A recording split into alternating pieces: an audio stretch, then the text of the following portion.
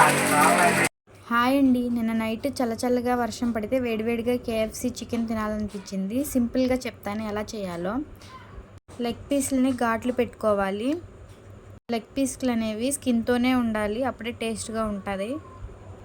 KFC కొని తినాలంటే చాలా రేట్ ఉండిద్ది. ఇలా నేను చెప్పే విధంగా చేస్తే ఇంట్లోనే టేస్టీగా చేసుకోవచ్చు. రుచికి సరిపడినంత సాల్ట్, కారం వేసుకోవాలి. అలాగే ధనియాల పౌడర్ కూడా వేసుకోవాలి. జీలకర్ర పౌడర్ కూడా వేసుకోవాలి. అల్లం వెల్లుల్లి పేస్ట్ కూడా వేసుకోవాలి. చికెన్ మసాలా కూడా వేసుకోండి. ఇందులోనే కొద్దిగా ఆయిల్ పోసుకోండి. ముక్కకి మసాలా పట్టేలాగా మంచిగా కలుపుకోండి.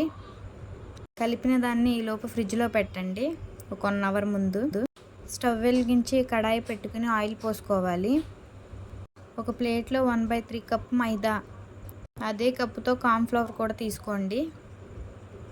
ఫ్రిడ్జ్లో 1 అవర్ ముందే కూలింగ్ వాటర్ పెట్టి తీసుకోవాలి.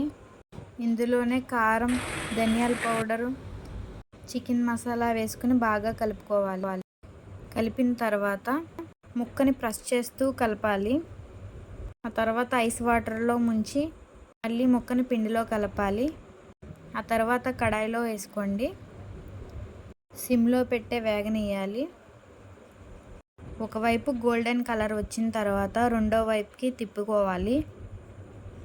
సిమ్లో ఫ్రై చేస్తేనే ముక్క అనేది క్రిస్పీగా ఉంటుంది. ఇక్కడైతే రెండో వైపు కూడా కాలిని.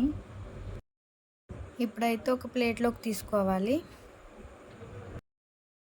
అంతేనండి, సింపుల్గా కేఎఫ్సి చికెన్ రెడీ అయింది. Thank you for watching video. Like, share and subscribe.